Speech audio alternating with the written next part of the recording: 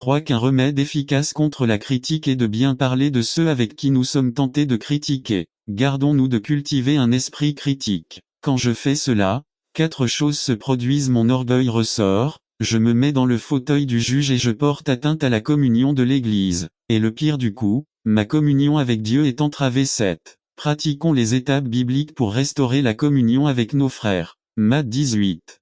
Nous devons être diligents, attentifs. En d'autres termes, nous devons déployer tous nos efforts pour veiller à l'harmonie chrétienne. Nous devons être attentifs aux menaces qui pèsent sur l'harmonie entre frères. Nous devons garder les yeux grands ouverts pour détecter quand se développe une éventuelle rupture de l'unité avec les frères. La troisième responsabilité est apprécier ce que nous avons en commun. 4 à 6. 4 Un seul corps et un seul esprit, car vous avez également été appelés dans la même espérance de votre vocation. N'attendez pas qu'il soit trop tard. Devenez membre de la chaîne Today et bénéficiez de réconfort et de soutien dans les moments difficiles. Cliquez sur le lien dans la description de la vidéo. Mardi 9 avril 2024, page 4-5. Un seul Seigneur, une seule foi, un seul baptême. 6 Un seul Dieu et Père de tous, qui est au-dessus de tout, et à travers tout, et en tout. Illustration. Chaque famille partage certaines qualités, intérêts ou habitudes particulières. Par exemple, dans ma famille,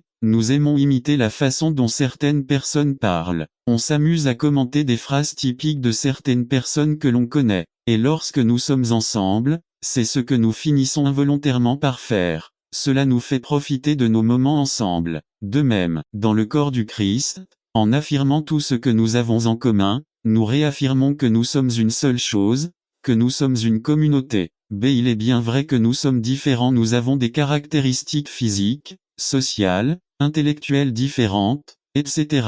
Cependant, après avoir lu attentivement ce passage, je crois que nous devrions adopter une attitude plus favorable à l'égard de ce que nous avons en commun. Paul énumère 7 bénédictions que tous les croyants en Christ partagent, et pas seulement avec ceux de cette Église, mais aussi avec d'autres croyants à travers le monde. Un corps, différents degrés d'intelligence, différents styles de faire les choses, mais le corps est un. Il me semble que dans notre culture chrétienne, nous mettons trop l'accent sur une relation personnelle avec Dieu. On dit que le salut est individuel, que la vie en communion avec Dieu est individuelle, que le culte dépend de chacun, etc. Et c'est vrai, mais il semble qu'en mettant trop l'accent sur l'aspect personnel de la vie chrétienne, nous ayons perdu de vue le fait que nous formons une communauté, une collectivité. La Bible utilise de nombreuses manières pour nous rappeler que nous sommes de petites parties interdépendantes qui forment une seule chose: branche vigne, pierre temple, membre corps, prêtre sacerdoce de un seul esprit, qui vit en chaque croyant individuellement. Un corps 6-19 Votre corps est le temple de l'Esprit, ensemble. Un corps 3-16 Ne savez-vous pas que vous êtes le temple de Dieu? C'est le même esprit qui habite en nous, nous guide, nous scelle, nous vivifie, nous sanctifie et nous ressuscite. 3. Un espoir, le deuxième venu dans la gloire du Christ, consommation de toutes choses, gouvernement parfait et éternel du Seigneur. Cette espérance inclut aussi le même destin, devenir comme le Christ. Nous ne mourrons pas tous, mais nous serons tous transformés. Un corps 15h51. Aujourd'hui, il existe différents degrés de maturité dans notre vie chrétienne, mais lorsque le Seigneur viendra, nous aurons tous un caractère semblable à celui du Christ. 4. Un Seigneur. Nous ne devons honneur, gloire, louange et adoration qu'à un seul Seigneur. 5. Une foi. Un corps unique d'enseignement, donné par le Christ et les apôtres. Le salut par la foi seule, par la grâce seule, par Christ seul, ayant seulement les Écritures comme autorité maximale. Il semble que l'existence de confession constitue un obstacle à la clarté de cette vérité. Mais cela ne m'inquiète plus, car quand le Christ viendra, cela disparaîtra et nous marcherons en parfaite harmonie. Je n'ai aucune idée de ce que le Seigneur lui fera, mais je sais que nous vivrons en parfait accord. 6. Un baptême. Cela signifie la même manière de démontrer publiquement notre appartenance au peuple de Dieu, par le baptême d'eau, illustrant l'effacement de nos péchés au nom de la Trinité, illustrant que le Père, le Fils et lui participent à notre rédemption. 7. Un Dieu. Chaque enfant de Dieu reconnaît un seul Dieu et Père de tous les rachetés. Surtout le souverain suprême de l'univers pour tous agit à travers tout, utilisant tout pour atteindre ses objectifs. En tout il habite en chaque croyant, et est présent en chaque lieu à la fois. C'est au lieu de regarder nos différences, concentrons-nous mieux sur toutes ces choses que nous partageons en tant qu'enfants de Dieu avec nos frères et efforçons-nous d'apprécier ces liens qui nous maintiennent unis et dans la même équipe. N'attendez pas qu'il soit trop tard. Devenez membre de la chaîne Today et bénéficiez de réconfort et de soutien dans les moments difficiles. Cliquez sur le lien dans la description de la vidéo mardi 9 avril 2024 page 5 Conclusion. Nous avons considéré 3 responsabilités que nous devons assumer pour vivre harmonieusement dans notre communauté chrétienne. Souvenons-nous de notre vocation et forçons-nous de maintenir l'unité. Apprécions ce que nous avons en commun. Chacune d'elles nous rappelle notre propre engagement à participer activement à la vie de l'Église. Réfléchissons à ce que Dieu nous a fait être, valorisons ce que nous avons ensemble et agissons fermement dans l'obéissance pour maintenir l'unité par la paix. Tel est le désir de notre Seigneur Jésus Christ. Écoutons ces paroles pendant que nous prions pour les croyants du monde entier avant d'aller à la croix. Jean 17:20 Mais je ne prie pas seulement pour ceux-là, mais aussi pour ceux qui le voudront. Croyez en moi par leurs paroles. 21 Afin qu'ils soient tous un comme toi, Père, tu es en moi et moi en toi, afin qu'eux aussi soient un en nous, afin que le monde croie que tu m'as envoyé. 22 Je leur ai donné la gloire que tu m'as donnée, afin qu'ils soient un, comme nous sommes un. 23 Moi en eux et toi en moi, afin qu'ils soient parfaitement unis, afin que le monde sache que tu m'as envoyé et que tu les as aimés comme tu m'as aimé. Comme nous pouvons le constater, de nombreux enjeux sont en jeu lorsqu'on considère l'unité des croyants. Dieu regarde, tout comme le monde. N'attendez pas qu'il soit trop tard. Devenez membre de la chaîne Today et bénéficiez de réconfort et de soutien dans les moments difficiles. Cliquez sur le lien dans la description de la vidéo. Mardi 9 avril 2024 page 6 Ne durcissez pas votre cœur. Résumé. L'adoration et l'obéissance sont 2 devoirs du chrétien qui ne doivent pas être séparés. Par Félix Ramirez. Adoration et obéissance. Psaume 95 1-11 Introduction. Un passage qui a été mal divisé. Nous essayons d'adorer, mais nous oublions ce que l'adoration nécessite réellement. Et nous devons adorer le Seigneur avec un cœur humble. 2,6 C'est un appel que nous recevons de Dieu. Les verbes sont à l'impératif. Venez 2x, acclamons, chantons, prosternons-nous, etc. Les croyants sont appelés par Dieu à l'adorer. Pourquoi l'adoration de Dieu est-elle un ordre? Parce que notre inclination naturelle est de nier Dieu de quelque manière que ce soit. Si nous étions livrés à nous-mêmes, nous choisirions de faire autre chose. Il est vrai que nous nous préparons à venir l'adorer, mais c'est toujours en réponse à son appel initial que Dieu transforme nos cœurs afin que son adoration devienne de plus en plus volontaire. Rappelons qu'il recherche des adorateurs. Jean 4. B. L'attitude fondamentale du cœur. Les verbes se prosterner et s'agenouiller indiquent une attitude d'humilité de la part de celui qui adore. Ces postures physiques sont très importantes pour comprendre 2 aspects fondamentaux du culte. Premièrement, il rappelle la nature du culte. Il s'agit d'un hommage rendu à une personne plus âgée, à quelqu'un de supérieur. L'adoration est une reconnaissance de la grandeur de quelque chose, ou de quelqu'un dans ce cas. Pour ce faire, le psalmiste qui dans le livre des Hébreux nous dit qu'il est David nous donne quelques informations de base sur la grandeur de Dieu dans le VRSS 3-5. Car Jéhovah est un grand Dieu, le grand roi de tous les dieux. Les profondeurs de la terre sont entre ses mains et les hauteurs des montagnes sont à lui. La mer est aussi à lui, car il l'a créée, et ses mains ont formé la terre ferme. David nous dit en résumé que Dieu mérite d'être adoré car tout ce qui a été créé lui appartient parce qu'il l'a fait. David utilise comme argument la puissance, la majesté d'un Dieu qui a fait les cieux et la terre. Les psaumes regorgent de descriptions du monde créé comme témoignage de la puissance infinie de Dieu et comme raison impérieuse de le reconnaître et de le proclamer. Mais David nous offre davantage de raisons d'adorer Dieu. Dans la réalité virtuelle 6 et 7 nous disent agenouillons-nous devant Jéhovah notre Créateur, parce qu'il est notre Dieu. Nous, le peuple de votre pays, n'attendez pas qu'il soit trop tard. Devenez membre de la chaîne Today et bénéficiez de réconfort et de soutien dans les moments difficiles. Cliquez sur le lien dans la description de la vidéo. Mardi 9 avril 2024 page 1 Prairie, et mouton dans sa main maintenant, l'accent est mis sur notre petitesse évidente. Le culte a pour valeur ajoutée la reconnaissance de qui nous sommes réellement devant le Créateur, des créatures devant le roi, les sujets devant le berger, brebis de sa main. Personne ne contredirait l'évidence qui découle de l'adoration de Dieu, c'est-à-dire la reconnaissance de la grandeur de Dieu. Mais à notre époque où nous avons développé une conception exagérée de qui nous sommes, le culte sert d'antidote à nos illusions de grandeur. En adorant, pour ainsi dire, nous retrouvons notre vraie taille. Deuxièmement, cette posture physique indique également la posture spirituelle du cœur. D'adoration. L'adoration, Ce n'est pas seulement chanter, ce n'est pas seulement exprimer des vérités profondes sur Dieu avec des paroles émotionnelles, mais c'est essentiellement une soumission à sa volonté, c'est un renoncement à nous-mêmes, c'est une acceptation du pouvoir qu'il possède pour gouverner, diriger et même disposer de nos vies. L'adoration a très peu à voir avec les aspects physiques, tels que le ton, le volume, voire la qualité de la voix de l'adorateur. Bien sûr, il faut être prudent, puisqu'il s'adresse au Seigneur.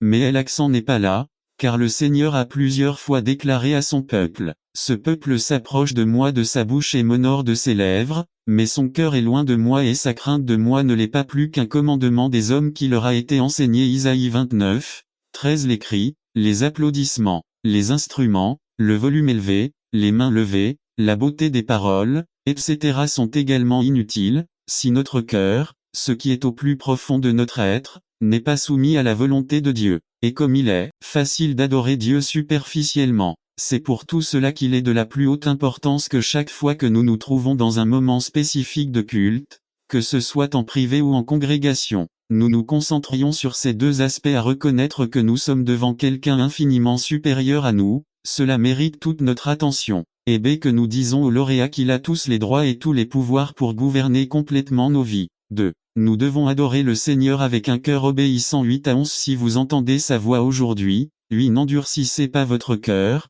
comme à Mériba, comme au jour de Massa dans le désert. 9. Là où vos pères m'ont tenté, m'a testé et a vu mes œuvres. 10. Pendant 40 ans, j'ai été mécontent de la nation, et j'ai dit 11 dans ces versets. David rappelle à ses lecteurs un événement bien connu des Israélites, un événement de la plus haute importance. C'est l'occasion qui a marqué le destin de millions de personnes qui ont quitté l'Égypte avec l'espoir d'une terre promise de Dieu. Cet événement est enregistré dans Exode 17. Les Israélites arrivèrent à un endroit initialement appelé Rephidim. Une fois arrivés sur place, ils se sont rendus compte qu'il n'y avait pas d'eau. Cela suscita la colère des Israélites contre Moïse au point qu'ils l'avaient déjà condamné à mort. 4. Pour Moïse, il ne s'agissait pas simplement d'une plainte concernant une erreur de route, mais d'un jugement contre Dieu. Voyez ce que dit le vers 7:7. Et il donna à ce lieu le nom de Massa et Mériba, à cause des querelles des enfants d'Israël, et parce qu'ils tentaient l'Éternel, en disant, « L'Éternel est-il donc parmi nous ou n'est-il pas ?» N'attendez pas qu'il soit trop tard. Devenez membre de la chaîne Today et bénéficiez de réconfort et de soutien dans les moments difficiles. Cliquez sur le lien dans la description de la vidéo. Mardi 9 avril 2024. Page 2. Réponse de Dieu. Il a juré dans sa colère qu'il n'entrerait pas dans son repos, qui représente ici la terre promise. La Bible dit que tous les Israélites qui ont quitté l'Égypte ont erré pendant 40 ans jusqu'à ce qu'ils meurent tous, à l'exception de 2 hommes, Josué et Caleb. Nous parlions de la façon dont l'adoration exige et forme un cœur humble de la part de l'adorateur. Ce cœur humble est une condition essentielle pour obéir à Dieu. C'est là que réside l'importance d'adorer Dieu. Ne dissocions jamais l'adoration de l'obéissance. Notons 3 avertissements sérieux concernant la désobéissance. À la désobéissance est le produit d'un cœur dur. La Bible nous met en garde contre le danger latent de développer un cœur dur et incrédule. Heb 3, 12,13-12. Prenez garde, frères, qu'il n'y ait chez aucun de vous un cœur mauvais et incrédule pour s'éloigner du Dieu vivant. 13. Mais exhortez-vous les uns les autres chaque jour, pendant qu'il est dit, aujourd'hui, afin qu'aucun de vous ne s'endurcisse par la tromperie du péché. Remarquez la raison pour laquelle un cœur finit par devenir dur, insensible. La tromperie du péché. Nous nous trompons en croyant que désobéir une fois ne nous affectera pas tellement. Par conséquent, nous nous trompons en arrêtant de lire la Bible en pensant que ce n'est pas si grave, en arrêtant de confesser quotidiennement nos fautes et nos péchés à Dieu, en arrêtant de nous réunir régulièrement, en ne respectant pas les commandements clairs de la Bible, en cessant de gérer nos finances et nos biens matériels pour honorer Dieu, en cessant de nous soumettre à l'autorité de ceux qui sont au-dessus de nous, etc., etc. Un cœur dur n'est pas le résultat d'un changement radical du jour au lendemain, mais de petites désobéissances, qui se font de plus en plus avec plus de finesse, avec plus de soin. Quelle est la solution de Dieu? Écoutez sa voix, car en l'entendant, nous avons la seule option pour lui obéir. B. La désobéissance est une attaque sérieuse contre Dieu. Regardez la version de Dieu de cet événement. Ils m'ont tenté, ils m'ont mis à l'épreuve, ils m'ont mis à la place des accusés. Pendant 40 ans, j'ai été en colère contre eux. C'était un procès contre Dieu, dans lequel il était coupable de ne pas avoir tenu ses promesses. Ce que ces gens n'ont pas vu, c'est que ceux qui étaient sur le banc des accusés, C'était précisément eux. C'est la désobéissance révèle un cœur rebelle, c'est un peuple dont le cœur est errant et qui n'a pas connu mes voies. Paul le dit ainsi dans Romains 3, 11 à 12 11 Il n'y a personne qui comprenne, il n'y a personne qui cherche Dieu 12 Ils se sont tous détournés, ensemble ils sont devenus inutiles il n'y a personne qui fasse le bien. Il n'y en a même pas un Isaïe l'avait dit ainsi 6 Nous nous sommes tous égarés comme des brebis, chacun s'est tourné vers sa propre voie. Nous sommes comme le guide de ma voiture si j'arrête de la tenir, elle vire d'un des deux côtés. Nous sommes n'attendez pas qu'il soit trop tard. Devenez membre de la chaîne aujourd'hui et recevez réconfort et soutien dans les moments difficiles. Le lien de description de la vidéo mardi 9 avril 2024 page 3 Facilement séduit et attiré par le sort du péché dès la désobéissance attire le jugement de Dieu. Des millions d'Israélites sont morts dans le désert. Ils n'ont pas atteint la terre promise. Ils sont morts sous le jugement d'un Dieu en colère, précisément parce qu'ils n'avaient pas été obéis. L'auteur de la lettre aux Hébreux conclut par ces mots. Hébreux 3, 16-4, 3-16 Qui étaient ceux qui, après avoir entendu, l'irritèrent. Tous ceux qui ont quitté l'Égypte ne sont-ils pas par la main de Moïse 17 Et contre qui fut-il mécontent pendant 40 ans? N'étaient-ce pas ceux qui ont péché, dont les corps sont tombés dans le désert 18 Et à qui a-t-il juré qu'ils n'entreraient pas dans son repos, sauf ceux qui désobéissaient 19 Et nous voyons qu'ils ne pouvaient pas entrer à cause de leur incrédulité. Craignons donc que tant que la promesse d'entrer dans son repos demeure, aucun d'entre vous ne semble ne pas l'avoir atteinte d'eux car la bonne nouvelle a été annoncée à nous comme à eux. Mais cela ne leur servait à rien d'entendre la parole, parce qu'elle n'était pas accompagnée de foi chez ceux qui l'entendaient 3 Mais nous qui avons cru, entrons dans le repos. Ce repos est le repos éternel dont nous jouirons un jour à côté du Christ. Craignons, voyons cet exemple terrible de la façon dont Dieu jugeait les désobéissants, ceux qui séparaient l'adoration de l'obéissance. Conclusion 11 Essayons donc d'entrer dans ce repos, afin que personne ne tombe dans un tel exemple de désobéissance 12 Car la parole de Dieu est vivante et active, et plus tranchante qu'une épée à deux tranchants et pénètre jusqu'à la division de l'âme et de l'esprit, des articulations et de la moelle, et discerne les pensées et les intentions du cœur 13 Et il n'y a aucune chose créée qui ne soit manifestée en sa présence mais tout est nu et ouvert aux yeux de celui à qui il faut rendre compte. Hébreux 4, 11 à 13 La même parole de Dieu à laquelle nous résistons et qui finalement nous juge, est la même qui révèle nos véritables intentions et pensées mais c'est aussi celui-là qui peut nous éclairer et nous annoncer la grâce du Christ pour nous repentir. Quels sont les domaines de votre vie dans lesquels vous avez reporté votre obéissance à Dieu? Comme nous le voyons dans 1 Djinn, l'une des preuves irréfutables de notre nouvelle vie en Christ est de pratiquer la justice, ce qui revient à vivre dans l'obéissance aux commandements de Dieu. N'attendez pas qu'il soit trop tard. Devenez membre de la chaîne Today et bénéficiez de réconfort et de soutien dans les moments difficiles. Cliquez sur le lien dans la description de la vidéo mardi 9 avril 2024 page 4 Entendre et faire résumé. Non seulement des auditeurs, mais des pratiquants de la parole par Félix Ramirez Entendre et faire Jacques 1, 19 à 27 Introduction Nous sommes convaincus que la Bible est notre seule règle de foi et de pratique depuis quand Dieu nous a-t-il laissé sa parole. La parole du Seigneur, désormais sous forme de livre, nous a été donnée, à nous les humains, depuis le Jardin d'Éden, c'est-à-dire avant même la commission du premier péché les raisons aux créations. Dieu ne nous a pas créés pour vivre cette vie sans sa direction ou tomber. Le péché qui habite nos vies nous empêche d'obéir à Dieu aux rédemptions. Même si nous sommes sauvés et que le péché a été vaincu,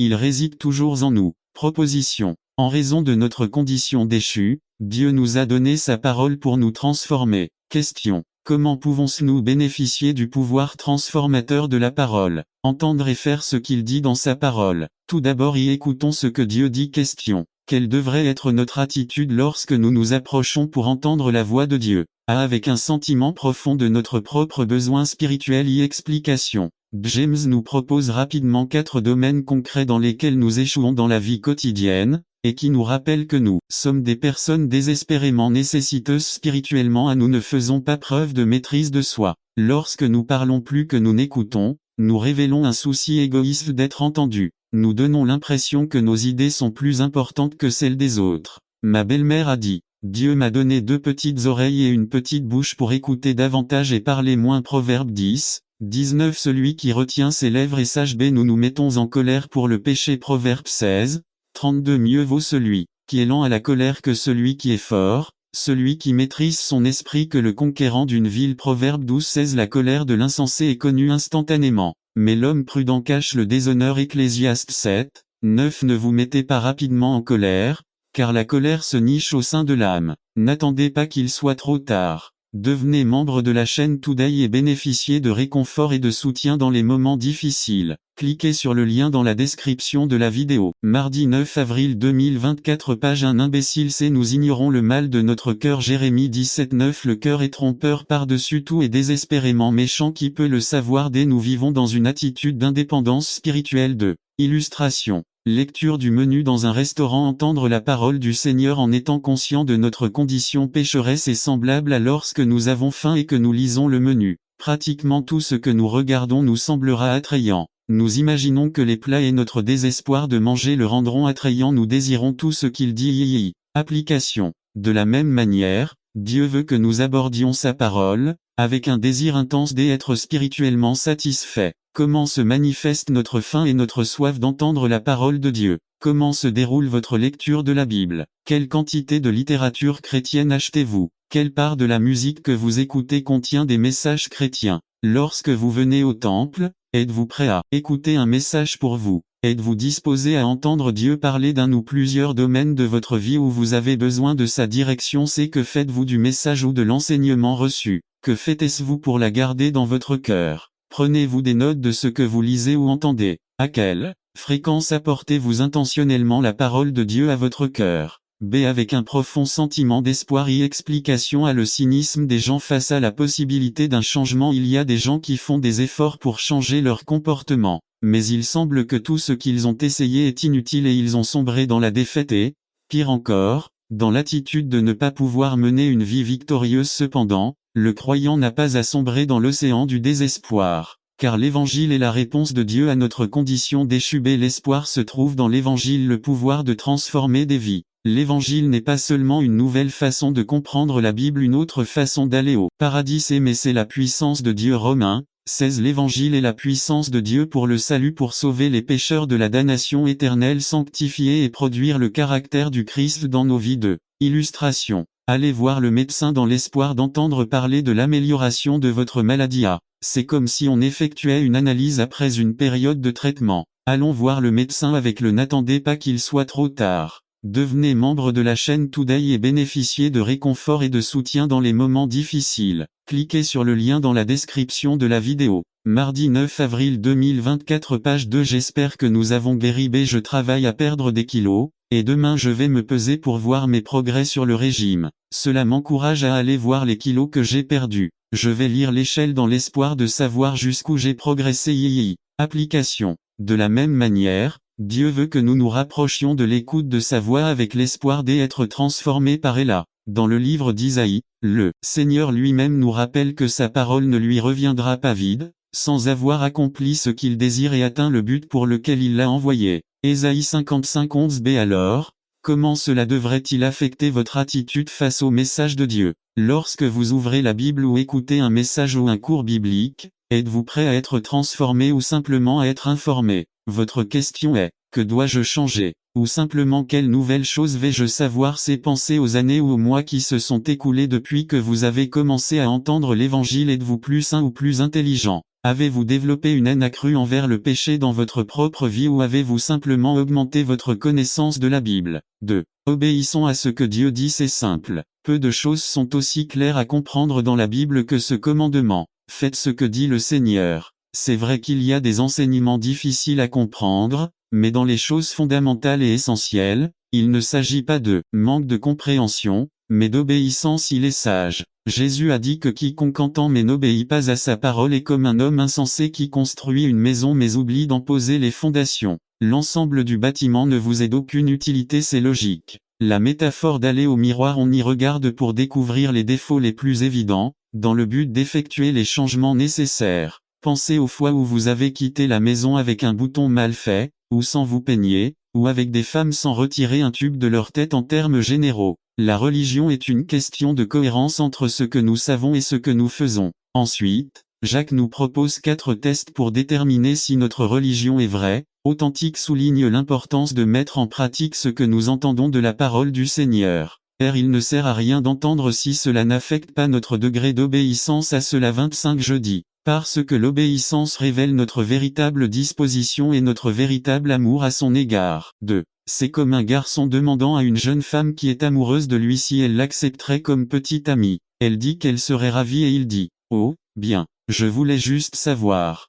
Il ne sert à rien d'entendre si cela n'affecte pas nos stratégies de communication. 26 parce que la communication révèle la maîtrise de soi. 2. Êtes-vous connu pour prononcer des mots qui construisent ou détruisent? Êtes-vous connu pour écouter plus que vous ne parlez? Yves. Dans quelle mesure faites-vous confiance aux personnes qui vous connaissent pour vous approcher en raison de vos réactions? N'attendez pas qu'il soit trop tard. Devenez membre de la chaîne Today et bénéficiez de réconfort et de soutien dans les moments difficiles. Cliquez sur le lien dans la description de la vidéo. Mardi 9 avril 2024 page 3. Êtes-vous reconnu pour vos réactions impulsives et colériques, ou pour votre sérénité et votre prudence?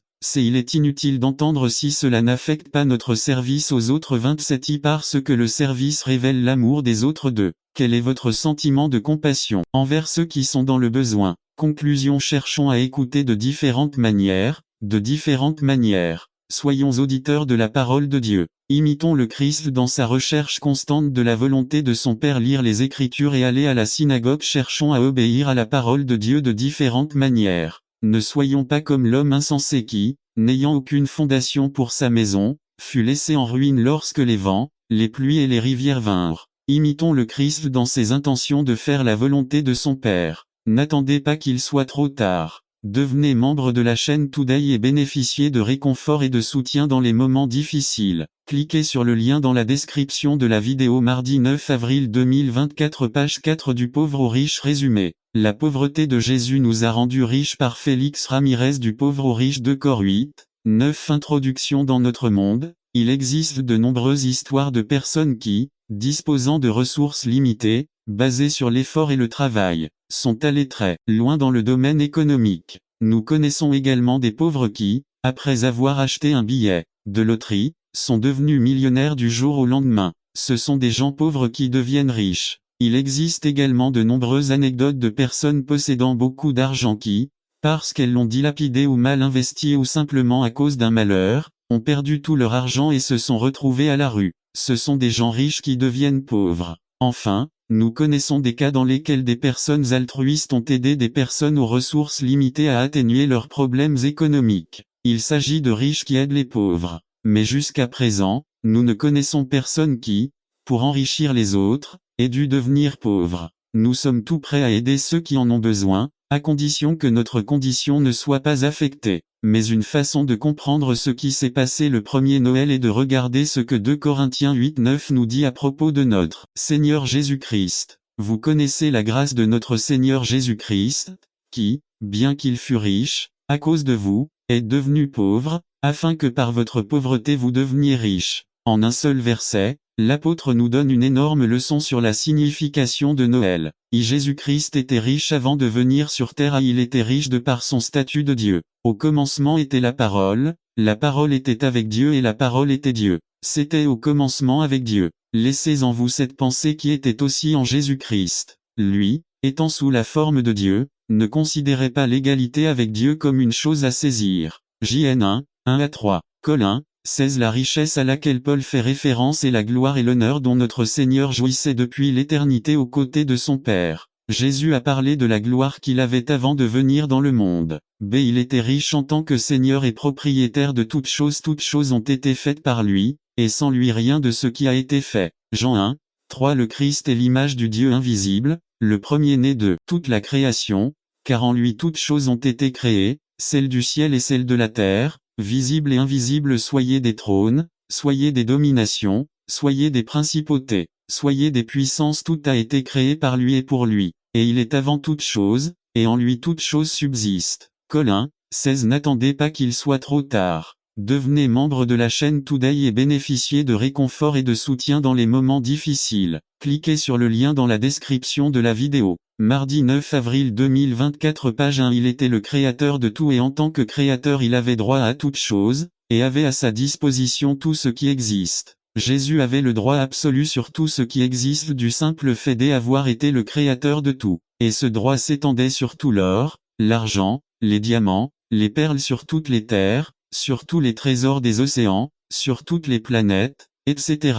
La quantité et l'étendue de sa richesse ne peuvent être mesurées que par l'étendue de sa domination sur l'univers. Alors, quelle richesse possède un homme ou tous les hommes ensemble qui puissent être comparés à la richesse de celui qui possède l'or, l'argent et les animaux qui se trouvent sur des milliers de montagnes. 2. Jésus-Christ est devenu pauvre quand il est venu sur terre, mais malgré tous ses privilèges de roi sur toute la création, et à cause de nous, il est devenu pauvre. Il a choisi un niveau de vie qui était impossible à atteindre. Être un homme, être Dieu. Il était associé à une famille en mauvaise condition économique. Bien qu'il appartienne à la lignée du roi David, la famille était devenue pauvre. Ésaïe 11:1 nous enseigne que Jésus serait comme une branche qui pousse d'un arbre mort. Sa vie entière a été marquée par la pauvreté. Il était sans abri. Luc 9:58.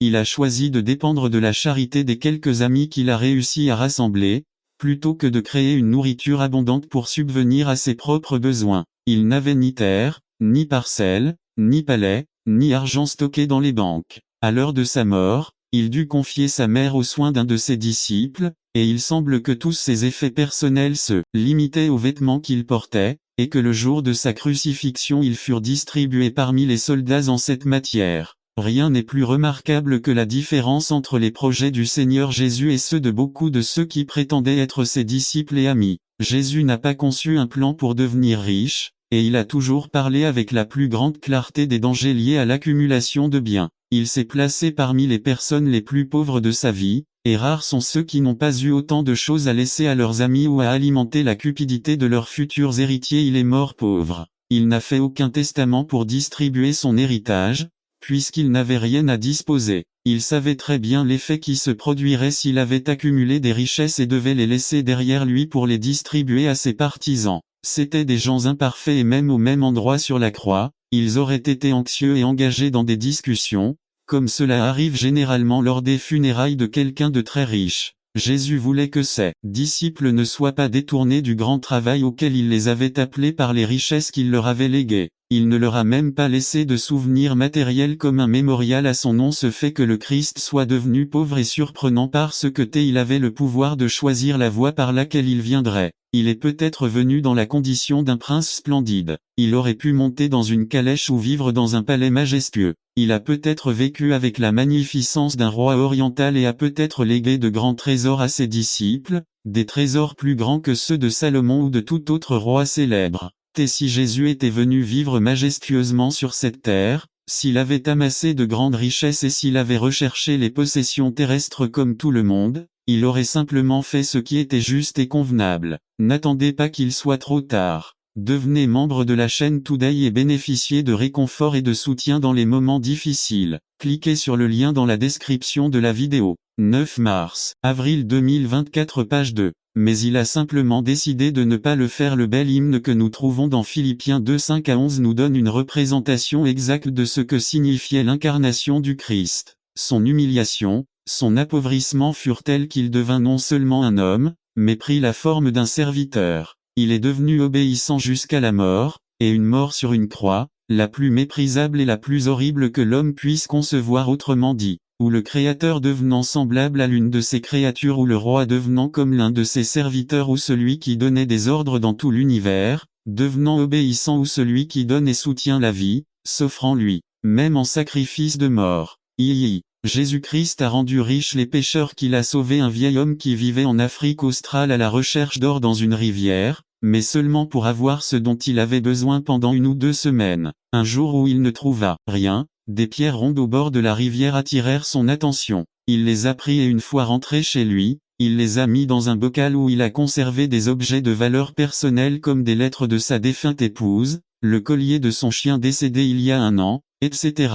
10 ans plus tard, il tomba malade et, ne pouvant payer les soins d'un médecin, il mourut. Lorsque la police est arrivée dans son ancienne maison pour trouver de quoi payer les funérailles, quelqu'un a trouvé le pot et, en y regardant de plus près, a découvert qu'il s'agissait de diamants bruts. Cet homme est mort en pensant qu'il était pauvre parce qu'il n'avait jamais su qu'il avait des bijoux chez lui. Il s'est privé d'une vie meilleure simplement en n'ayant pas regardé attentivement les richesses qui l'avaient accompagné pendant tout ce temps. Beaucoup d'entre nous ressemblent au vieil homme. Nous n'avons pas regardé les richesses abondantes de la grâce du Seigneur pour nos vies. Nous pensons qu'être sauvé et avoir Christ ne signifie pas grand-chose. Nous pensons que la grâce de Dieu ne sert qu'à nous sauver de la damnation de l'enfer. Une fois sauvés, cela n'a plus rien d'attrayant et nous vivons à la recherche de cette chose, celle qui nous fait profiter de la vie et nous aide à sortir triomphant de chaque situation difficile. Cependant, la Bible dit que tout ce dont nous avons besoin pour cette vie nous a déjà été donné par le Christ. Tout ce qui concerne cette vie et cette piété nous a été donné par sa puissance divine,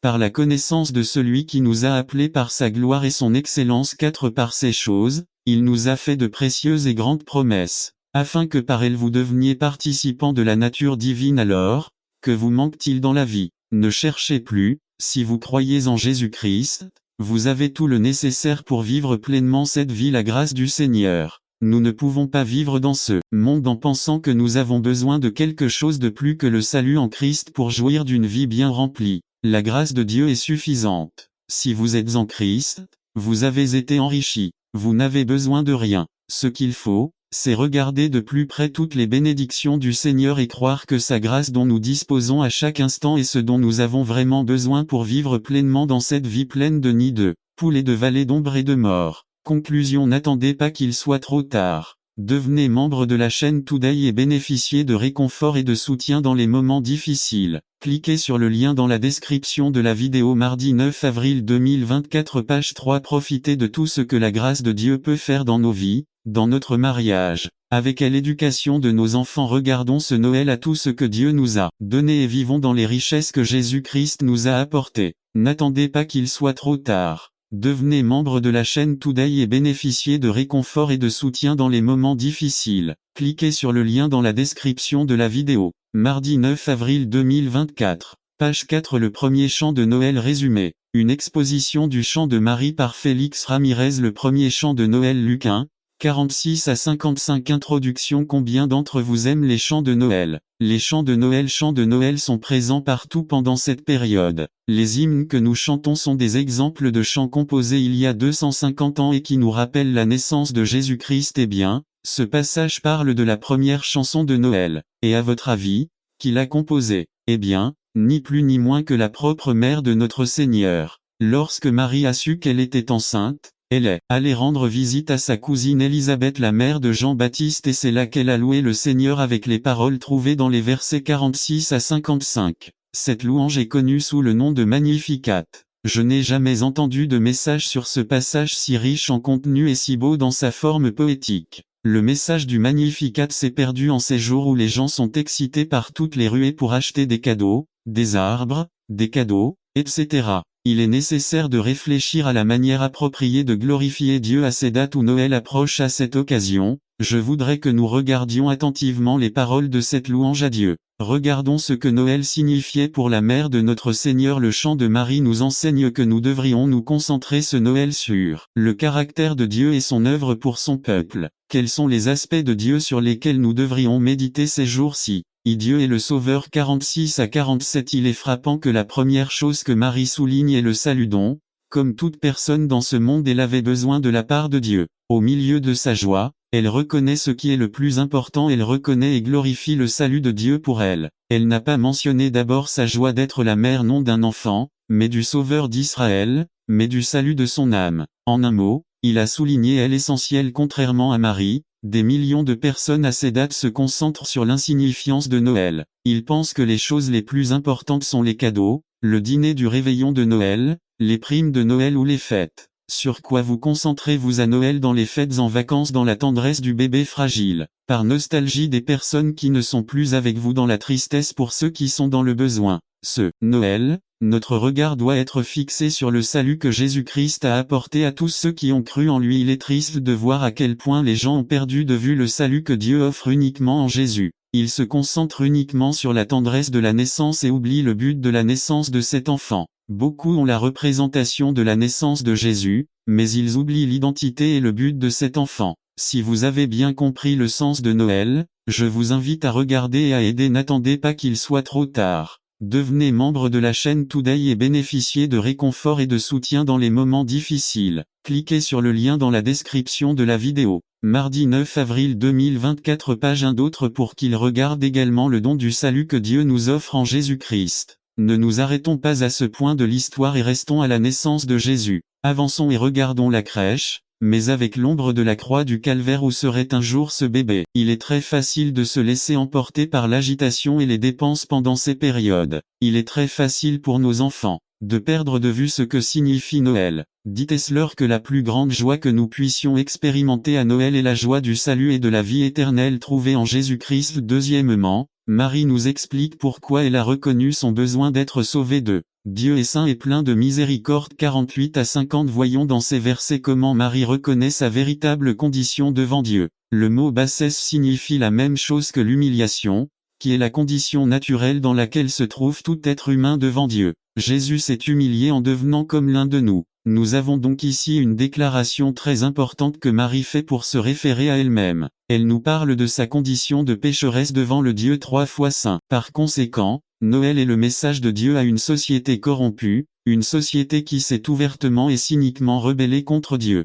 Illustration tirée de la publicité KFC remerciant le Seigneur. Noël est le message d'un Dieu saint à une société qui l'a oublié et ne veut rien savoir de lui, et qu'en plus de cela, elle se croit indépendante et assez bonne pour recevoir la punition de Dieu. La Bible dit que chacun est condamné pour ses péchés et mérite la mort éternelle. Quand les gens entendent que Dieu dit qu'ils sont pécheurs, ils tombent dans le piège de penser que Dieu fait référence aux véritables méchants comme Saddam Hussein, Hitler, Sergio Andrade, ou aux anciens présidents, ceux qui sont en prison pour meurtriers, violeurs corrompus, voleurs ou menteurs. Ils croient qu'en ayant une religion et en s'y conformant, ils échappent au groupe de personnes que Dieu considère comme pécheurs. Il me semble que c'est précisément ces jours-là de l'année où les gens ont tendance à avoir une bonne opinion d'eux-mêmes, puisqu'il y a des échanges de cadeaux, ont lieu le téléthon, le jugueton, des activités altruistes sont organisées, etc. Toutes ces actions font croire aux gens qu'ils ne sont pas si mauvais finalement,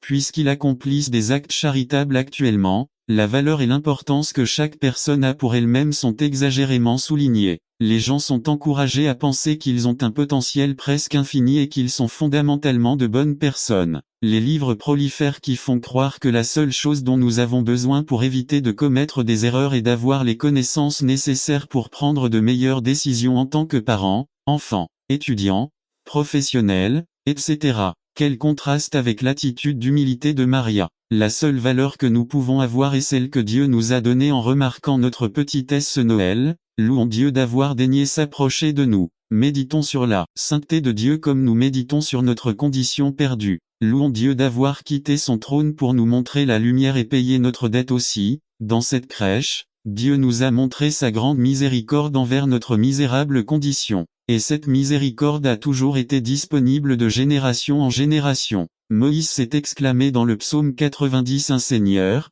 tu as été pour nous un refuge de génération en génération et cette miséricorde est toujours disponible à chaque instant où nous en avons besoin. Contemplons la naissance avec peur, mais aussi avec gratitude. Dans la mort du Christ, nous regardons le n'attendez pas qu'il soit trop tard. Devenez membre de la chaîne Today et bénéficiez de réconfort et de soutien dans les moments difficiles. Cliquez sur le lien dans la description de la vidéo. Mardi 9 avril 2024. Page 2. Terrible que ce soit une offense au Dieu saint, mais nous regardons aussi la miséricorde et la grâce éternelle de Dieu pour le pardon qu'il nous a accordé. C'est ça l'amour. Dieu nous a aimés le premier et a envoyé son Fils pour être offert en sacrifice pour le pardon de nos péchés. 1 Jean 4, 10 Nif. Troisièmement, le chant de Marie apporte l'espérance, car il annonce que Dieu est le juge parfait. 51 à 53. Jésus est venu dans ce monde plein d'injustice, d'abus, de violence, d'abus, d'offense, de mépris, pour ceux qui ne sont pas protégés, les pauvres,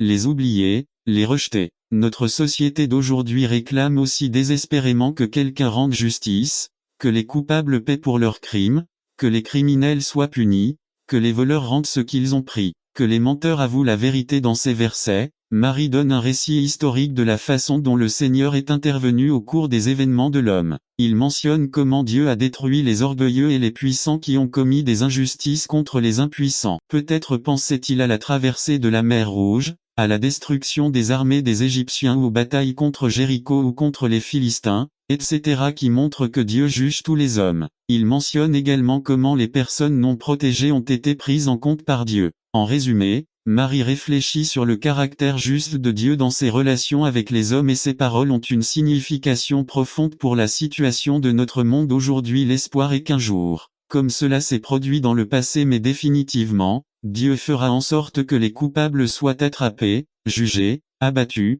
dépouillés et chassés dehors. Aujourd'hui, nous vivons angoissés par le mal que nous voyons, entendons et souffrons chaque jour. Nous vivons chaque jour sous le choc constant des injustices commises partout dans le monde. Nous sommes indignés d'apprendre que des enlèvements, des homicides et des actes terroristes restent impunis. Nous nous sentons impuissants lorsque justice n'est pas rendue. Mais un jour, tout ce scénario prendra fin, le mal ne l'emportera pas sur le bien. La justice triomphera. Le livre de l'Apocalypse n'a pas été écrit pour susciter la peur de la fin du monde. Il a été écrit précisément pour convaincre du contraire, que l'agneau et ceux rachetés par son sang triompheront. C'est un message d'encouragement face à l'injustice et à la souffrance. La révélation nous dit que Dieu triomphera. Et Noël est aussi un moment qui nous apporte l'espérance que le Christ, désormais roi des rois, juge des nations, mais déjà en fonction, consommera à l'établissement de son royaume éternel, un royaume de justice parfaite pour tous. Enfin, le chant de Marie nous enseigne que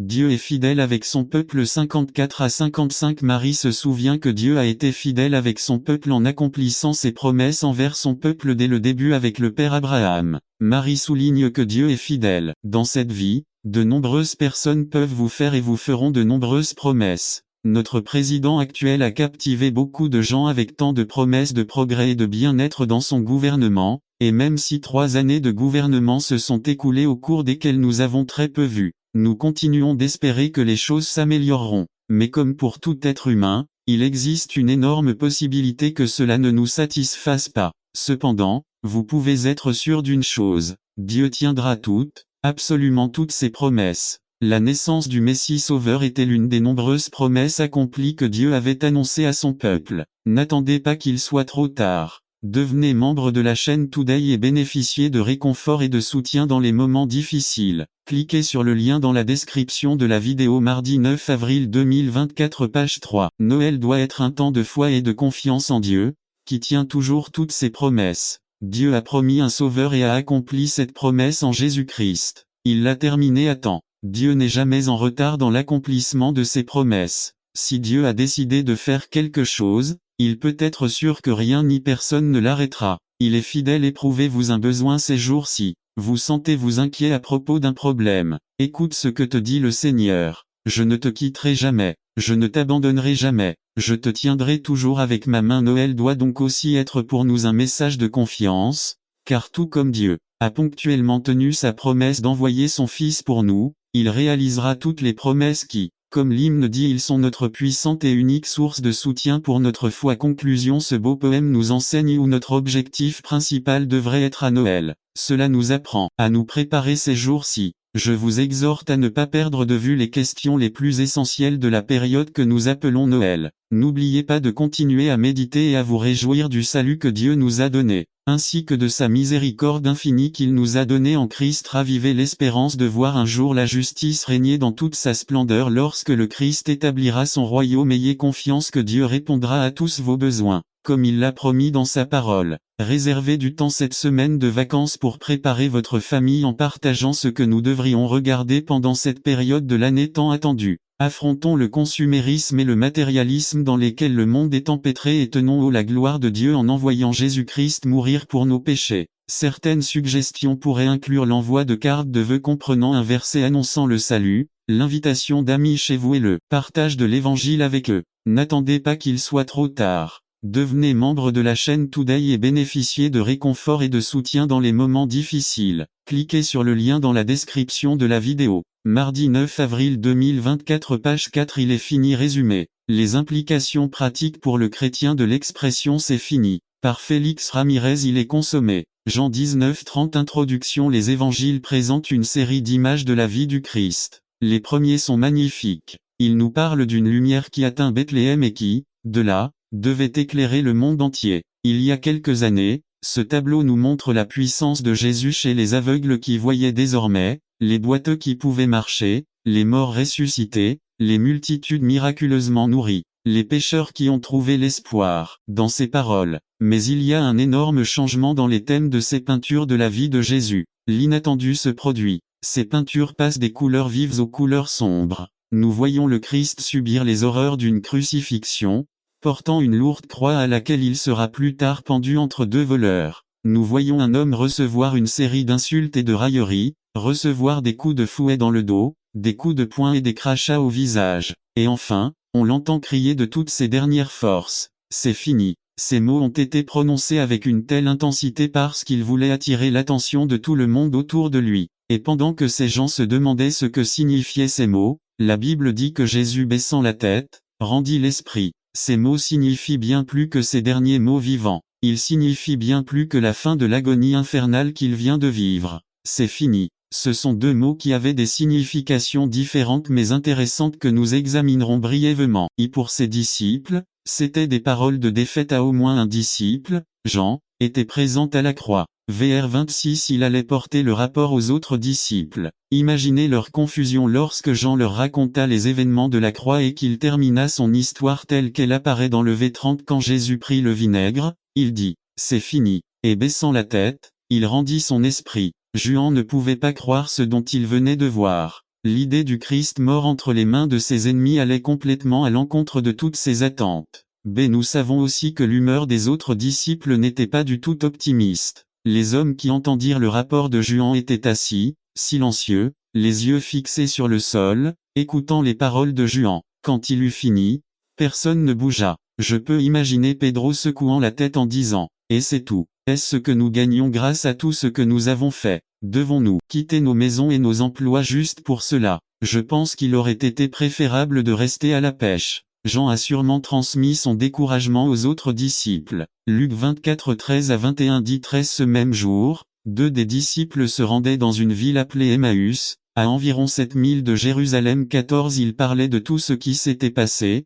15 Pendant qu'ils parlaient et discutaient, Jésus lui-même s'approcha et se mit à marcher avec eux. 16 Mais même s'ils l'ont vu, quelque chose les a empêchés de s'en rendre compte. N'attendez pas qu'il soit trop tard. Devenez membre de la chaîne Today et bénéficiez de réconfort et de soutien dans les moments difficiles. Cliquez sur le lien dans la description de la vidéo. Mardi 9 avril 2024 Page 1 De qui il s'agissait 17 Jésus leur demanda, « De quoi parlez-vous en chemin ?» Ils s'arrêtèrent tristement. 18 Et l'un d'eux, nommé Cléopas, répondit, « Es-tu le seul qui séjourne à Jérusalem et qui ne sache pas ce qui s'y passe ces jours-ci ?» 19 Il leur demanda, « Que s'est-il passé ?» Ils lui parlèrent de Jésus de Nazareth, qui fut un puissant prophète en actes et en parole devant Dieu et devant tout le peuple. 20 Et comment les principaux sacrificateurs et nos autorités l'ont livré pour qu'il soit condamné à mort et crucifié. 21 Nous espérions qu'il serait celui qui délivrerait la nation d'Israël. Mais cela fait 3 jours que tout cela s'est passé. Remarquez l'amertume dans leur voix. C'était comme s'ils disaient, « Nous avions de grands rêves et de grands espoirs, mais maintenant tout est parti et il ne nous reste plus rien. Il n'y a rien à faire si quelque chose devait arriver, il est déjà trop tard, puisque les jours ont passé. C'est fini. » Pour ses disciples, c'étaient des paroles de défaite, comme s'il avait tout parié sur Jésus et perdu.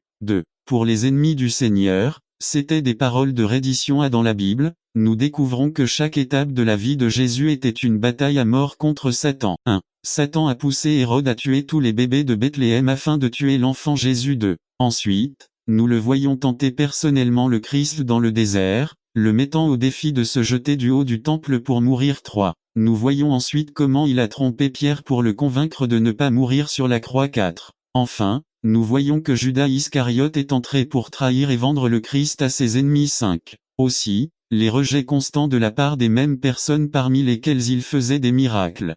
Cependant, l'Écriture nous montre clairement ce que la croix représentait pour les ennemis du Christ. 1 Cor 2, 7 à 8. Mais nous parlons de la sagesse de Dieu dans un mystère, la sagesse cachée que Dieu a prédestinée avant les siècles pour notre gloire, lui qu'aucun des puissants de ce monde ne connaissait, car s'il l'avait connu, il ne l'aurait jamais connu. J'ai crucifié le Seigneur de gloire. 1. Satan savourait son triomphe sur la croix du Christ et croyait avoir détruit le plan de Dieu pour le salut des hommes. La trahison des Juifs a envoyé le Christ à la croix. Ce sont les soldats romains qui ont mis les clous sur Jésus sur la croix. Mais celui qui s'est attribué tout le mérite de la mort du Christ était le diable, qui a crucifié le Seigneur de gloire. L'ancienne prophétie donnée dans Genèse 3:15 s'accomplissait littéralement: elle vous écrasera la tête, et vous lui écraserez le talon d'eux. Lorsque Jésus cria que tout était fini, signifiant que toute souffrance supplémentaire serait vaine, Satan fut convaincu qu'il avait été le vainqueur. Il pensait avoir vaincu le Seigneur.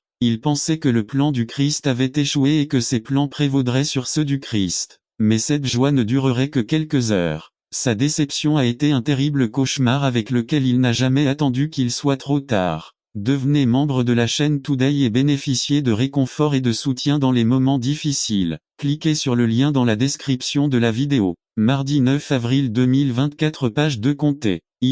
Pour Dieu le Père était des mots d'accomplissement. Le VR 23, 28 et 36 répète une phrase très intéressante pour que l'écriture s'accomplisse. Les prophéties et les exigences de la loi se sont réalisées. Jésus a dit 17. Ne pensez pas que je sois venu pour abolir la loi ou les prophètes. Je ne suis pas venu pour abolir, mais pour accomplir. 18 Car en vérité, je vous le dis, avant que le ciel et la terre ne disparaissent, pas un iota ni un seul trait ne passera de la loi, jusqu'à ce que tout soit accompli. Toutes les prophéties faites concernant la vie et les souffrances du Christ s'accomplissaient, comme jamais auparavant. Toutes les exigences du Dieu trois fois saint ont été satisfaites. Personne, aucun homme n'avait été capable de se conformer complètement à la loi de Dieu. Ils avaient tout échoué, mais Jésus était le seul à avoir vécu une vie complètement juste aux yeux de Dieu. Le salaire du péché avait été pleinement accompli. Le prix du péché, c'est la mort. La mort de Christ était le paiement intégral. Il était impossible qu'il ait été payé autrement. C'est fini signifie que rien de plus ne peut être fait et que rien de plus n'est nécessaire pour assurer le salut des pécheurs. Hébreux 10 11 à 12 dit 11 En effet, tout prêtre sert jour après jour et offre souvent les mêmes sacrifices, qui ne peuvent jamais ôter les péchés. 12 Mais Christ, ayant offert une fois pour toutes un seul sacrifice pour les péchés, s'assit à la droite de Dieu. Pendant des centaines d'années, des rivières de sang coulaient de l'autel de Dieu. Cependant, le prix du péché n'a jamais été payé. Le travail des prêtres avait été imparfait. Chaque jour qui passait apportait de nouveaux péchés et avec eux de nouvelles demandes de sang d'eux. Mais la Bible enseigne que ce que des milliers de sacrifices d'animaux ne pouvaient pas faire, notre Seigneur pourrait le faire avec un seul sacrifice fait une fois pour toujours. 3. Le célèbre peintre et sculpteur Michel-Ange est considéré comme l'un des plus grands artistes de tous les temps. On raconte que lorsque cet homme commençait une de ses œuvres, il l'abandonnait dans un accès de mauvaise humeur, de sorte qu'il laissait plus d'œuvres inachevées que celles qu'il avait achevées. À Florence, en Italie, il existe un très grand échantillon de ses œuvres qu'il n'a jamais achevées. 4. Quelle différence avec le Seigneur Jésus-Christ, il n'a rien laissé d'inachevé. Rien n'allait l'empêcher d'accomplir son grand sacrifice pour nos péchés, car rien ne pouvait arrêter sa main. Tout ce que Dieu propose, il le fait et le complète complètement. Il offre le salut comme une œuvre complètement achevée. Il n'y a plus rien à faire pour vous ou moi. Et cela nous amène à la question suivante: que signifient ces deux mots pour les hommes et les femmes d'aujourd'hui?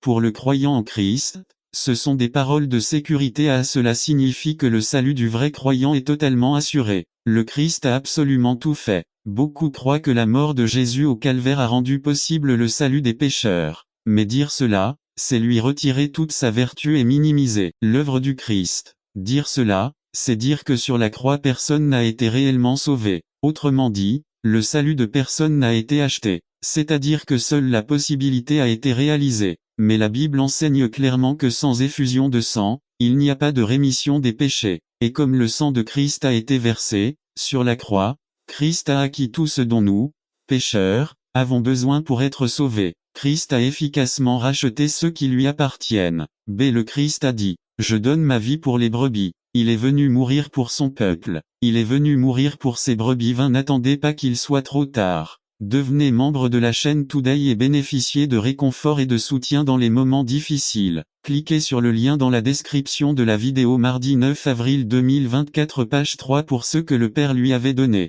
Il est venu mourir pour son Église. Il est venu sauver ceux qui étaient perdus. Et la merveilleuse nouvelle de la croix est que Christ a réussi ce qu'il entreprenait. Ainsi, celui qui s'est repenti de ses péchés et a cru en Jésus comme son sauveur personnel peut entendre les paroles de Jésus comme garantie que son salut est assuré, puisque le Seigneur a tout fait. Tout ce que nous avons fait, c'est recevoir le salut comme un cadeau. Tout dépend de lui, c'est pourquoi toute la gloire lui revient. Le croyant ne cherche pas à être sauvé, mais c'est que tout a été payé, tout a été accompli par Jésus. C'est certains chrétiens qui disent avoir cru en Jésus-Christ comme leur sauveur passent leur journée à se demander si Dieu les a vraiment acceptés. Ils ne sont jamais sûrs de leur relation avec Dieu, et c'est pourquoi ils vivent piégés dans le découragement que produit l'échec face aux tentations. Ils oublient que par Christ ils ont été acceptés dans le bien-aimé. Frères, tout est accompli signifie que notre acceptation par Dieu est complète. Je suis accepté par Dieu non pas à cause de ce que nous faisons, mais à cause de ce que Christ a fait pour nous. Ces paroles du Christ doivent aussi nous encourager à poursuivre notre pèlerinage à travers cette vie, car si le Seigneur n'a pas lésiné sur le fait de nous donner